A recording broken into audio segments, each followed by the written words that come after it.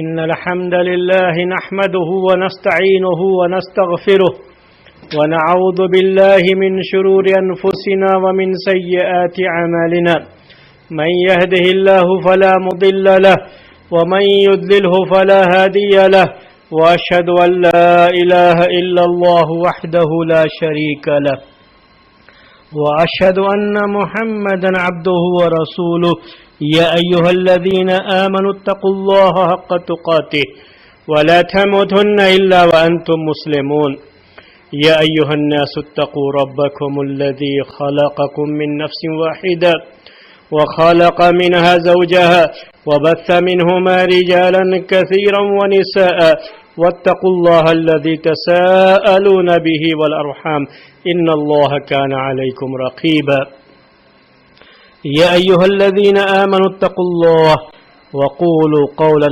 سديدا يصلح لكم أعمالكم ويغفر لكم ذنوبكم ومن يطع الله ورسوله فقد فاز فوزا عظيما أما بعد فإن خير الحديث كتاب الله وخير الهدي هدي محمد صلى الله عليه وسلم وشر الأمور محدثاتها وكل محدثة بدعة وكل بدعة ضلالة وكل ضلالة في النار.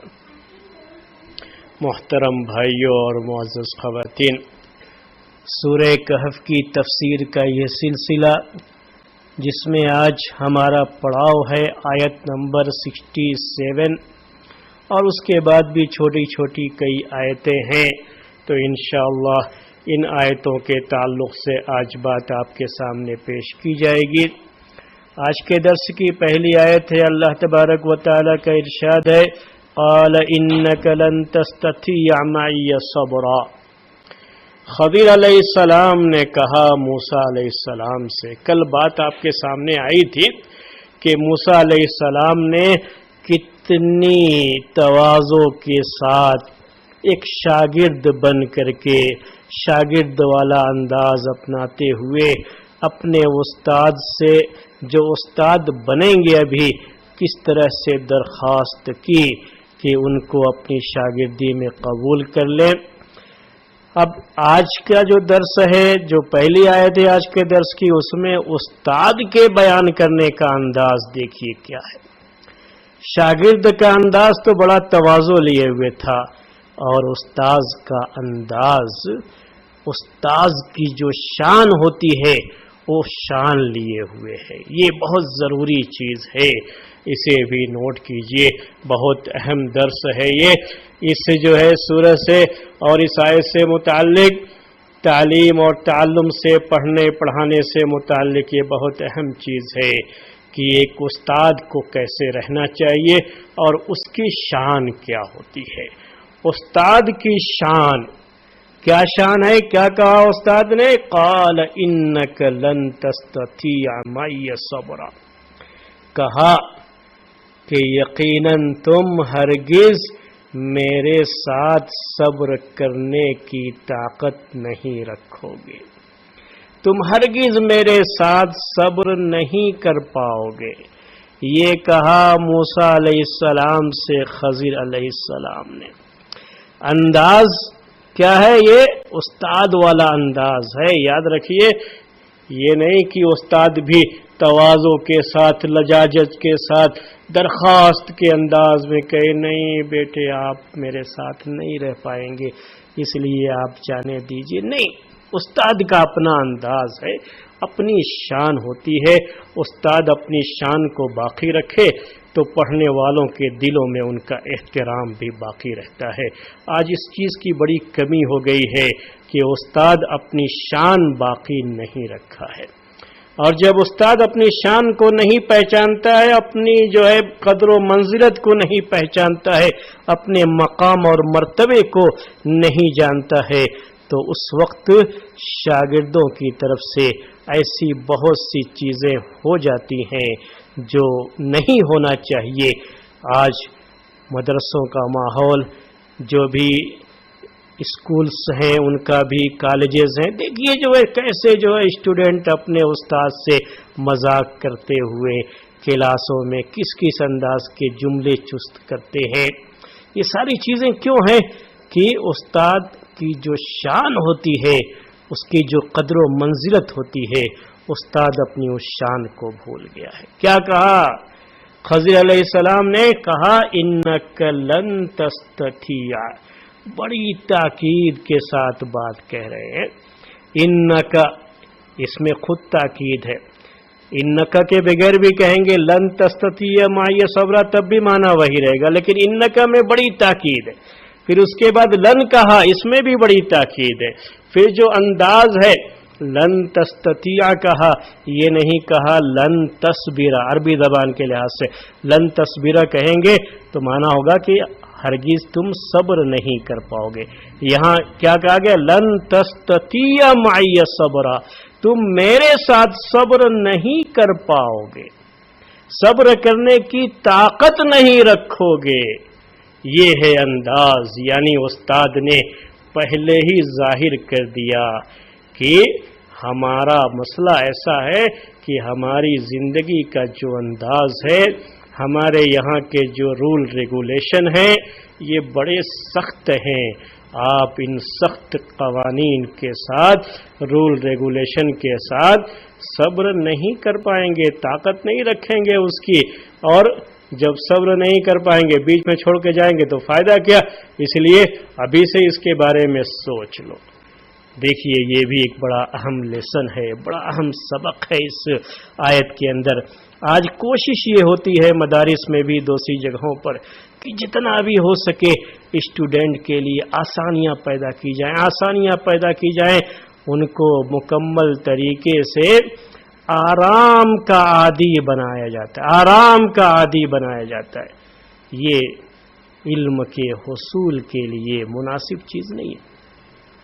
اتنی آسانیوں سے جو علم حاصل ہوتا ہے وہ پختہ نہیں ہوتا، کبھی بھی یہ سوچ غلط سوچ ہے۔ یہ دیکھیے یہاں پر کیا ہے، صاف کہہ رہے ہیں خضر علیہ السلام کہ آپ ہمارے ساتھ، میرے ساتھ آپ صبر نہیں کر پائیں گے، صبر کی طاقت نہیں رکھیں گے۔ یعنی مطلب کیا ہے؟ بہت سخت قسم کے رول ریگولیشن ہیں، اور ایسا ہی ہونا چاہیے کہ کبھی بھی کسی بھی شخص کو اگر واقعی معنی میں علم حاصل کرنا ہے تو اس طرح کے سخت رول ریگولیشن میں وہ رہ کر کے تعلیم حاصل کرے گا۔ کھیل کود کے لیے آیا ہے تو کسی اور ادارے کو دیکھ لے، اسی ادارے کو کیوں؟ تو یہ چیزیں ہیں۔ بعض لوگ کیا کرتے ہیں، بڑی آسانیاں کہ کہیں طلبہ بھاگ نہ جائیں، اب ہمارے یہاں طلبہ کم رہیں گے تو اس کی وجہ سے ہم کیسے لوگوں میں ظاہر کر پائیں گے کہ ہمارے یہاں اتنے اسٹوڈنٹ پڑھتے ہیں۔ دو ہی پڑھیں لیکن اچھا پڑھیں، یہ بہتر ہے اس سے کہ ایک فوج رہے اور کوئی فائدہ نظر نہ آئے، نہ کوئی ایجوکیشن لیول اچھا ہو، نہ تعلیم کا معیار اچھا ہو، کچھ نہیں، بس ایک بھیڑ ہے، اس بھیڑ میں بہت سے لوگ فارغ ہو کر کے جا رہے ہیں اور 2 سطر عربی کی صحیح سے عبارت پڑھنا بھی نہیں جانتے، تو ایسی بھیڑ کا کوئی فائدہ نہیں ہے میرے خیال میں۔ تو رول ریگولیشن سخت ہونا چاہیے اور سختی سے اس کی پابندی بھی کروانا چاہیے۔ آگے ویسی باتیں آپ کے سامنے آئیں گی۔ تو پہلی بات یہ تھی، بڑا ہی اچھا انداز ہے یہ استاد کے لحاظ سے کہ استاد کی جو شان ہوتی ہے اسی شان کے ساتھ ظاہر کر دیا کہ ہمارے یہاں کا رول ریگولیشن بہت سخت ہے اور آپ میرے ساتھ برداشت کرنے کی طاقت نہیں رکھیں گے، اور ساتھ میں بتا بھی دیا کہ کیوں نہیں صبر کر سکتے۔ وہ آگے والی آیت میں کہا وَكَيْفَ تَصْبِرُ عَلَى مَا لَمْ تُحِطْ بِهِ خُبْرًا۔ بلاغت کا بڑا اونچا معیار ہے یہ سب۔ پہلے والی آیت میں بھی میں نے ذکر کیا، اس میں بھی دیکھیے کیا کہہ رہے ہیں، وَكَيْفَ تَصْبِرُ، سوال کا انداز، لیکن سوال کرنے مقصود نہیں ہے۔ مقصد کیا ہے؟ یہ ہے بتانا کہ آپ صبر کر بھی کیسے سکتے ہیں۔ آپ صبر نہیں کر سکتے اس چیز پر جس کا آپ کو علم ہی نہیں ہے سرے سے، جس کے بارے میں پورے طریقے سے آپ کو جانکاری نہیں ہے، تو کہاں تک آپ خاموشی اختیار کریں گے؟ دل سے سوال تو نکلے گا، زبان تک آئے گا، اور ہوٹھوں پہ سوال مچلتا رہے گا، آپ صبر کر لے جائیں، یہ بڑا مشکل ہی ہوگا۔ کیسے آپ صبر کر پائیں گے؟ یہ نہیں کہا دیکھیے کیف تصبر علی ما لا تعلم، نہیں کہا، کیا کہا؟ ما لم تحط بہ، احاط علما احاط خبرا جو کہا جاتا ہے، اس کا مطلب ہوتا ہے کہ پورے طریقے سے جانکاری حاصل کرنا۔ تو جس چیز کا آپ مکمل طریقے سے جس چیز کا آپ کو علم نہ ہو پائے، آپ اس کے بارے میں صبر کر بھی کیسے سکتے ہیں؟ یہ ہوتی ہے پہچان ایک مجتہد کی۔ یہ درس بھی نوٹ کر لیجئے اسی آیت کی روشنی میں۔ ایک مقلد جسے اندھ بھکت کہا جاتا ہے، وہ تو جو کچھ پیر صاحب نے کہہ دیا، ہمارے عالم نے کہہ دیا، ہمارے مفتی نے کہہ دیا، گرانڈ مفتی کبھی جو ہے فلاں ملک کے کہہ دیا، بس اب تو یہ ایسا ہے جیسے آسمان سے وحی آ گئی۔ یہ جو اندھ بھکت ہوتے ہیں ان کی زبان پہ سوال نہیں آتا ہے، لیکن جو واقعی معنی میں مجتہد ہوتے ہیں اور ان کے ذہنوں میں سوال پیدا ہوتا ہے اور وہ اپنی زبانوں پہ تالے بھی نہیں لگا سکتے، سوال کرنے کے لیے طبیعت مچلتی ہو، تو ایسا کوئی شخص صبر نہیں کر سکتا۔ جب تک پوری جانکاری نہیں ہوگی صبر نہیں کر سکتا، سوال کرے گا ہی، ڈاؤٹ اس کے پاس آئے گا۔ جب تک ڈاؤٹ کو پورے طریقے سے کلیئر نہیں کیا جائے گا تب تک یہ سوالات زبان پر آتے رہیں گے، اور یہ سوالات زبان پہ آنا یہ اچھی بات ہے۔ اسی کو یہاں استاد خضر علیہ السلام اپنے ہونے والے شاگرد موسیٰ علیہ السلام سے ذکر کرتے ہیں کہ آپ صبر بھی کیسے کر پائیں گے، کیونکہ یہی تو ایک اچھے اسٹوڈنٹ کی علامت ہے کہ اگر کوئی چیز اسے اچھی طرح نہیں پتا ہے تو سوال کرے، خاموش نہیں بیٹھ سکتا، صبر کر کے اندھ بھکتوں کی طرح سے نہیں رہ سکتا ہو۔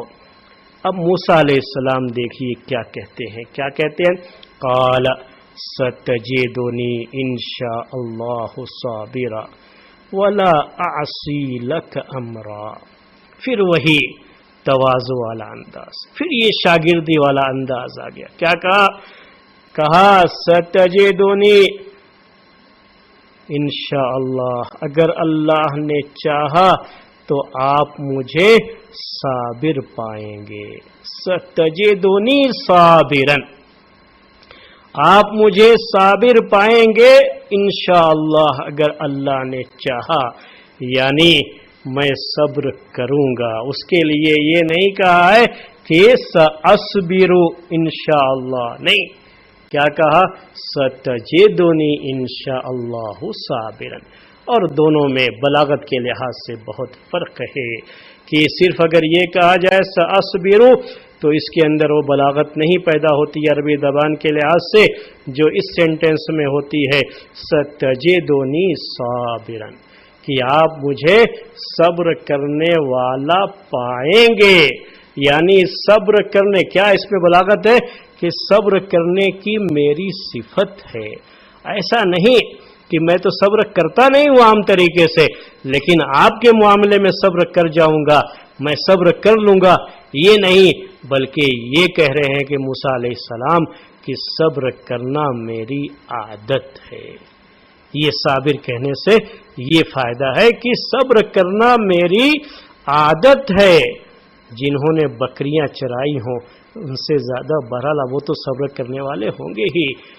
موسیٰ علیہ السلام کے بارے میں تو کہتے ہیں اللہ کے رسول صلی اللہ علیہ وسلم، جب آپ کو بعض موقعوں پر بڑی تکلیف ہوئی بعض جملوں سے جو کہ آپ کے ساتھیوں کے ساتھ رہنے والے بعض لوگوں نے کہہ دیا، آپ کو بہت تکلیف ہوئی، تو آپ ایسے موقع پر موسیٰ علیہ السلام کو ہی یاد کرتے تھے۔ تو صحیح بخاری کی ایک روایت میں ہے، آپ کہتے ہیں رحم اللہ موسیٰ فقد اوذی باکثر من ھذا فصبر، کہ اللہ تعالیٰ موسیٰ علیہ السلام پر رحم فرمائے، ان کو تو اس سے بھی زیادہ تکلیف پہنچائی گئی تو انہوں نے صبر کیا۔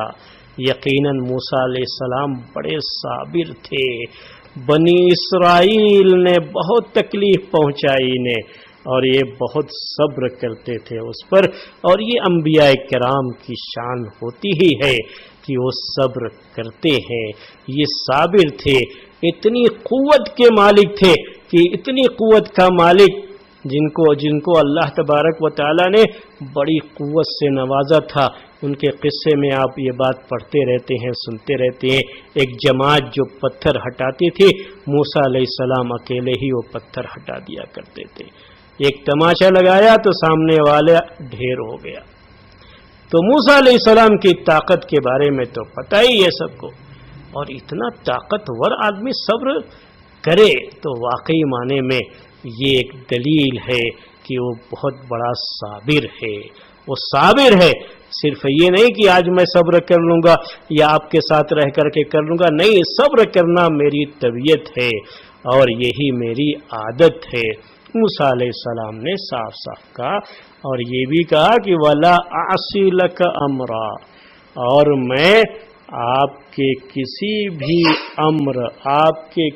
بھی امر، حکم، آرڈر کی نافرمانی نہیں کروں گا۔ یہاں پر بھی بڑی بلاغت ہے۔ ترتیب کیا ہے؟ وَلَا أَعْصِي أَمْرًا لَكَ، تو پہلا جو بڑی بات جو نوٹ کرنی عربی زبان کے لحاظ سے وہ امرن ہے۔ امرن جو کہا یہ بڑا عموم ہے، اس کے اندر جو تنوین ہے یہاں دو زبر، یہ تعمیم کے لیے عربی میں کہتے ہیں، یعنی بہت عموم تنوین ہے اور اس کے پہلے نفی ہے، تو اس پہ بڑا عموم ہوتا ہے، یعنی چھوٹا بڑا کوئی بھی حکم اگر آپ کی طرف سے آ جائے، چاہے میری طبیعت گوارا کرے نہ کرے، کوئی بھی حکم آپ کی طرف سے آ جائے میں نافرمانی نہیں کروں گا۔ تو یہ پہلی بات تھی۔ دوسری بات کیا ہے اس میں سوچنے کی بلاغت میں، کہ یہ نہیں کہا کہ وَلَا أَعْصِي أَمْرَكَ، یہ بھی ہو سکتا ہے وَلَا أَعْصِي أَمْرَكَ، آپ کے امر کی، آپ کے کمانڈ کی، آپ کے حکم کی میں نافرمانی نہیں کروں گا، معنی وہی ہوتا ہے، لیکن بلاغت وہ نہیں رہتی ہے جو اس ترتیب میں ہے جب کہا وَلَا أَعْصِي لَكَ أَمْرًا، میں آپ کے کسی بھی حکم کی نافرمانی نہیں کروں گا۔ یہ آج بھی ہوتا ہے کہ مدارس ہوں، اسکولز ہوں، کالجز ہوں، کہ باقاعدہ فارم پہ سگنیچر لے لیا جاتا ہے کہ جو بھی رول ریگولیشن ہے اسے آپ کو فالو کرنا پڑے گا، لیکن انداز یہی رہتا ہے وہ سگنیچر کرنے والوں کا، جیسے آپ کورٹ میں دیکھتے ہیں کہ لوگ مذہبی کتابوں پہ ہاتھ رکھ کر کے کہتے ہیں کہ زبان سے تو یہ کہتے ہیں کہ میں جو بھی کہوں گا سچ کہوں گا، لیکن دل سے ان کے یہ بات رہتی ہے کہ جو بھی کہوں گا سچ تو کم سے کم نہیں کہوں گا، بقیہ جو بھی کہہ سکتا ہوں کہوں گا۔ ایسے ہی آج کل معاملہ ہو گیا ہے یہ فارم وغیرہ پر سگنیچر کرنے کا، کہ سگنیچر کر دیتے ہیں کہ ہم رول ریگولیشن کی پوری پابندی کریں گے، اور جس وقت فارم جا کے جمع کرتے نا وہیں سے نافرمانیوں کا سلسلہ بھی شروع ہو جاتا ہے۔ تو یہ موسیٰ علیہ السلام ہیں، یہ آج کے زمانے کے فارم فل اپ کرنے والے وہ اسٹوڈنٹ نہیں ہیں جو سگنیچر اپنے باپ کی خود اپنے ہاتھ سے کرتے ہیں اور کہتے ہیں کہ میں آپ کے احکام کی پوری پابندی کروں گا۔ وہیں سے جھوٹ بھی شروع ہو جاتا ہے، اور بات کیا ہوتی ہے کہ نافرمانی نہیں کروں گا۔ نہیں، یہ حقیقت میں بدل جائے تو یاد رکھیے کالجوں، اسکولوں اور مدارس کا نظام جو ہے بڑا انقلاب اس میں آ جائے گا، جب ہر طرف سچائی کا دورہ ہو جائے اور رول ریگولیشن کو صحیح طریقے سے فالو کیا جائے۔ اس کے بعد کہا قال فَإِنِ اتَّبَعْتَنِي فَلَا تَسْأَلْنِي عَنْ شَيْءٍ حَتَّى أُحْدِثَ لَكَ مِنْهُ ذِكْرًا۔ اب خضر علیہ السلام نے کہا ٹھیک ہے، جب آپ اتنا سب کچھ کہہ رہے ہیں، آپ ایک عہد کر رہے ہیں کہ آپ میری نافرمانی نہیں کریں گے اور آپ سب صابر آدمی ہیں اور آپ جو ہے صبر کریں گے، میرے ساتھ رہ سکتے ہیں، آپ ان سب کا عہد کر رہے ہیں، وعدہ کر رہے ہیں، اگر آپ اس پر ایگری ہیں تو ٹھیک ہے۔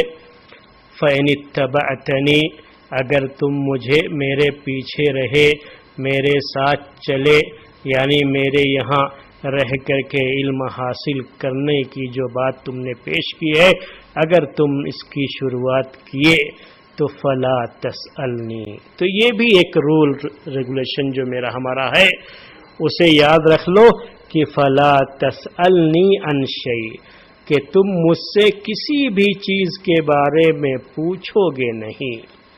یہ ہمارا قانون ہے کہ جب تک ہم خود سے نہ بیان کریں تم آگے بڑھ کر سوال نہیں کرو گے۔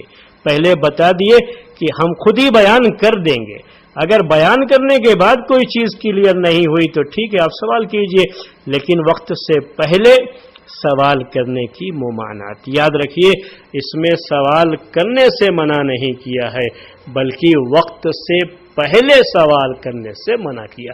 بعض لوگوں کو سوال کرنے کی بڑی عجیب سی عادت ہوتی ہے کہ وہ سوال کرنے کو ہی سب کچھ سمجھتے ہیں، تو وہ ذرا جلدی کر جاتے ہیں، انتظار نہیں کرتے کہ آگے جو بات ہونے والی ہے شاید اسی میں جواب بھی آ جائے، تو تھوڑا انتظار کر کے سوال کر لیں۔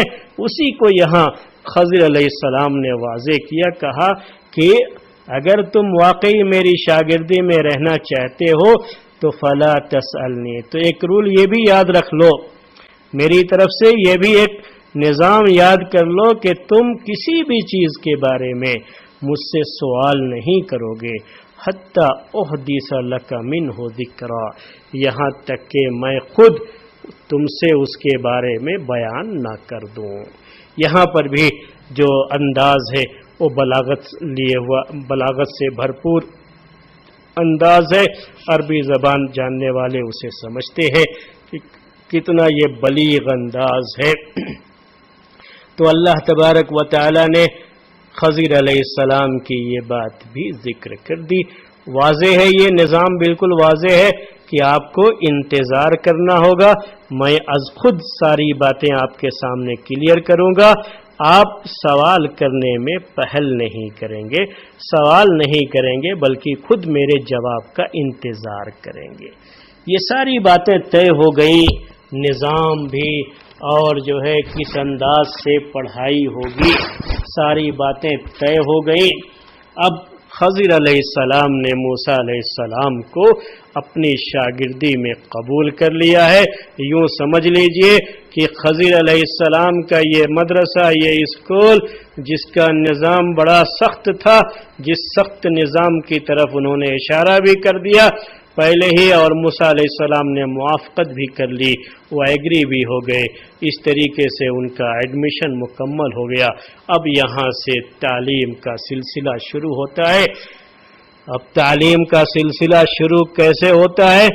صحیح بخاری کی وہ حدیث ہم آپ کے سامنے پیش کر دیں، اس میں تھوڑا سا اس سے جو ہے اضافہ ہے، اور وہ پہلی تعلیم ہے جو موسیٰ علیہ السلام کو خضر علیہ السلام کی طرف سے دی گئی۔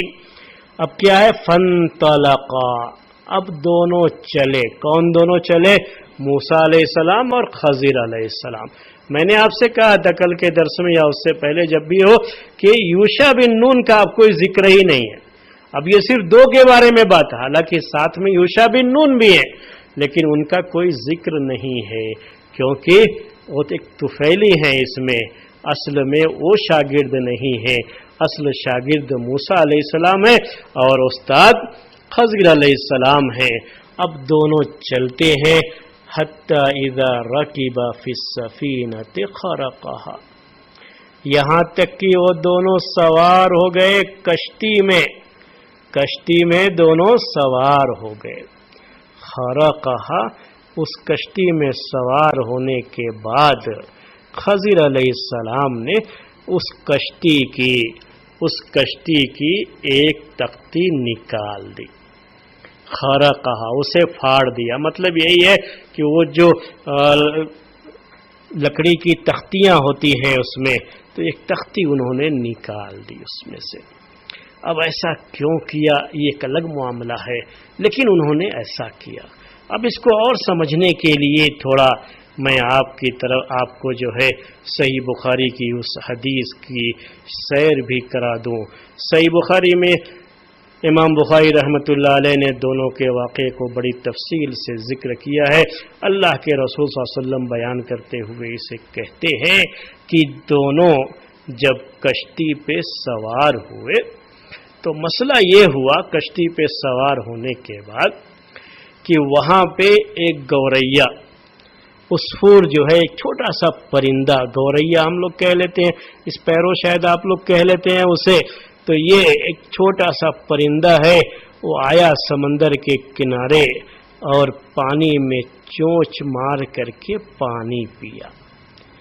یہ خضر علیہ السلام نے موسیٰ علیہ السلام کی توجہ اس کی طرف مبذول کرائی اور کہا، خضر علیہ السلام نے پہلا درس دیا، یہی اصل درس ہوتا ہے کہ جہاں جیسا موقع رہتا ہے استاد شاگرد کو سکھائے، یہ نہیں کہ کہیں بیٹھیں گے کلاس میں تبھی سکھائے گا، نہیں، چلتے پھرتے بھی سکھاتے رہتے ہیں۔ تو کہا خضر علیہ السلام نے، دیکھو موسیٰ، یہی اصل موسیٰ علیہ السلام کو سیکھنے کے لیے بھیجا گیا تھا۔ کہا، دیکھو موسیٰ، تمہارا علم میرا علم اور پوری دنیا کا علم اللہ تعالیٰ کے علم کے مقابلے میں ایسے ہی ہے جیسے یہاں تم دیکھ رہے ہو کہ اس پرندے نے، اس چھوٹے سے پرندے نے، چھوٹا سا پرندہ ہو، اس پرندے نے دیکھا تم نے کہ جیسے چونچ ماری اور جتنا پانی سمندر کا لیا، بس اتنا ہی ہمارا علم ہے۔ پوری دنیا کا علم اللہ تعالیٰ کے علم کے مقابلے میں اس کی حیثیت یہی ہے۔ میرے بھائیوں، سب اس بات کو نوٹ کر لو، بڑا فخر کرتے ہیں لوگ علم کے اوپر۔ پوری دنیا کا علم میرے بھائیوں، کسی ایک آدمی کی بات نہیں، پوری دنیا کا علم اللہ تعالیٰ کے علم کے مقابلے میں کیا ہے؟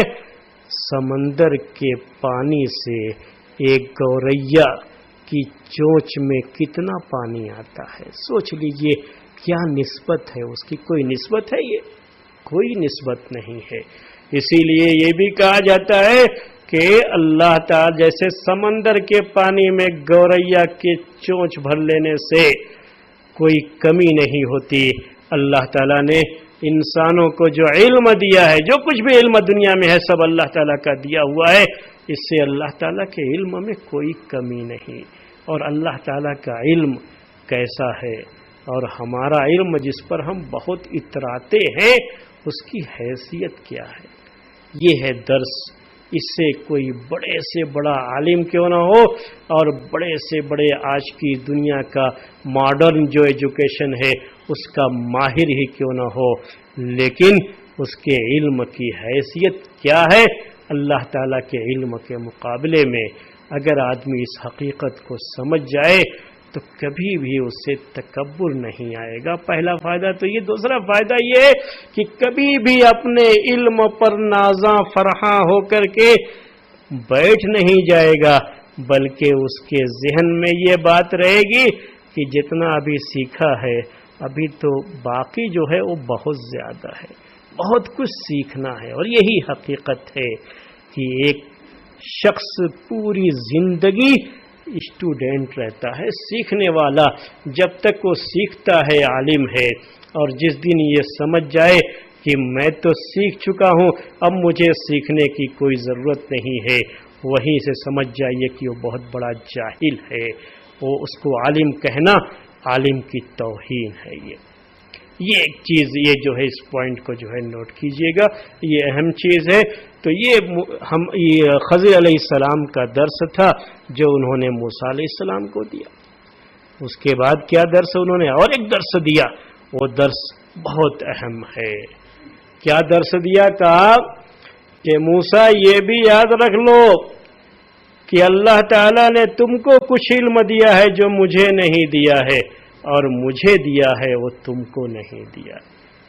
اور یہی پوری دنیا کی کہانی ہے، ہر آدمی کو یہ چیز نوٹ کر لینا چاہیے۔ جتنے لوگ بھی سن رہے ہیں سب لوگ نوٹ کر لیں یہ پوائنٹ، یاد رکھیے دنیا میں کسی بھی شخص کا علم مکمل نہیں ہے، اور نہ ہی دنیا میں کوئی ایسا شخص ہے جس کے پاس کچھ بھی علم نہیں۔ بس فرق یہ ہے کہ آپ کے پاس کچھ اور علم ہے، میرے پاس کچھ اور علم ہے، زید کے پاس کچھ اور علم ہے، بکر کے پاس کچھ اور علم ہے۔ اللہ تبارک و تعالی نے اس علم کو تقسیم کر دیا ہے اور کسی ایک شخص کو ساری چیزوں کا جانکار نہیں بنایا ہے۔ آج تو مسئلہ یہ ہے کہ جو پڑھنے پڑھانے والے ہیں وہی ہر سبجیکٹ کے بارے میں نہیں جانتے ہیں، یعنی جو مدرسوں میں پڑھاتے ہیں وہی اتنا علم بھی نہیں رکھتے، جائے کہ دنیا کا جو علم ہے وہ سب ان کے پاس۔ لیکن آج ہمارے بعض علماء کی یہ بڑی خامی ہے کہ وہ اپنے آپ کو لال بجھکڑ سمجھ کر کے ہر چیز میں ٹانگ اڑائے رہتے ہیں، جیسے وہی انہی کے پاس آسمان سے آ رہی ہے اور بقیہ سب لوگ جاہل ہیں اور وہ کچھ جانتے ہی نہیں ہے، بس یہی سب کچھ جانتے ہیں۔ چاہے کوئی سیاست کا مسئلہ ہو، کوئی جو ہے اکانومی کا مسئلہ ہو، یا اور کسی چیز کا کوئی بھی مسئلہ ہو، کوئی جو ہے ڈاکٹری کا کسی چیز کا بھی، بس اپنی ٹانگ اڑانا اور اپنا مشورہ دینا، یہ سمجھتے ہیں کہ یہ میرا پیدائشی حق ہے، اور اسی طرح سے ان کی طبیعت بنی ہوئی۔ کبھی یہ نہیں کہہ پاتے کہ انتم عالم بامور دنیاکم، جو اللہ کے رسول صلی اللہ علیہ وسلم نے کہا، یہ اللہ کے رسول صلی اللہ علیہ وسلم نے کہا۔ یہ جو ہے خضر علیہ السلام کہہ رہے ہیں موسیٰ علیہ السلام سے کہ موسیٰ تمہارے پاس کچھ علم ہے وہ میرے پاس نہیں، اور میرے پاس کچھ علم ہے وہ تمہارے پاس نہیں۔ آج ہمارے بعض جو ہے بھائی جو کسی ادارے سے فارغ ہونے کی سند رکھتے ہیں، وہ بھی بڑا عجیب سا ان کا بھی انداز ہوتا ہے۔ کیا سمجھتے ہیں کہ ہم نے کوئی بہت بڑا تیر مار لیا ہے اور بقیہ ہمارے مقابلے میں سب کی سب جاہل ہیں۔ جب بھی بات کریں گے، ارے ان جاہلوں کو میں جواب دوں، ان جاہلوں کا، جبکہ وہ دوسرے میدان میں ان سے کہیں زیادہ اچھا علم رکھنے والے لوگ ہوتے ہیں، ان کے بارے میں اس طرح کے وہ سینٹینس استعمال کرتے ہیں، جبکہ یہ سینٹینس استعمال کرنا خود اس بات کی دلیل ہے کہ ایسے لوگوں کے پاس علم نہیں ہے۔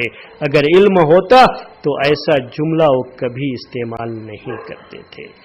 آج کچھ ایسے بھی چیزیں ہو گئی ہیں ہمارے یہاں، میں چاہتا ہوں اس پر بھی تنبیہ کر دوں، ہمارے بہت سارے بھائی جو سن رہے ہیں شاید جو ہے وہ اس بات کو جو ہے اس تنبیہ کو بہتر سمجھیں کہ بعض لوگوں نے یہ سمجھ رکھا ہے کہ اگر کوئی شخص مدینہ چلا گیا ہے پڑھنے کے لیے اور مدنی ٹائٹل لگ گیا ہے تو اب وہ ہر چیز کا علم اس کے پاس آ گیا۔ نہیں، ایسا بھی کچھ نہیں ہے۔ اس علم کا تعلق کسی خاص جگہ سے نہیں ہے، یہ تو جو بھی محنت کرتا ہے اسے علم یہ حاصل ہوتا ہے۔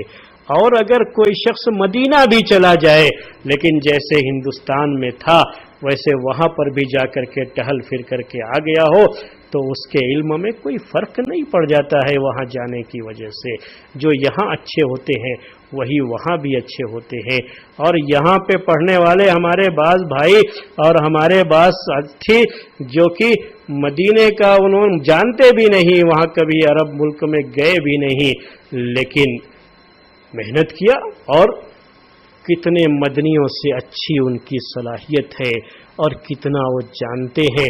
آپ لوگ بھی ایسے بہت سے لوگوں کو جانتے ہوں گے کہ جنہوں نے یہیں رہ کر کے محنت کیا ہے اور اللہ تعالیٰ نے ان کی محنت کا انہیں پھل دیا ہے، اور ان کا علم بہت ہی وسیع ہے اور ان کا علم بہت ہی اچھا ہے، معتبر علم ہے، اور کتنے مدنی ہیں جو ان کے سامنے پانی بھریں تو میں اگر یہ محاورہ استعمال کروں تو استعمال کر سکتا ہوں۔ یہ ایک چیز ہے، اس کو نوٹ رکھیے۔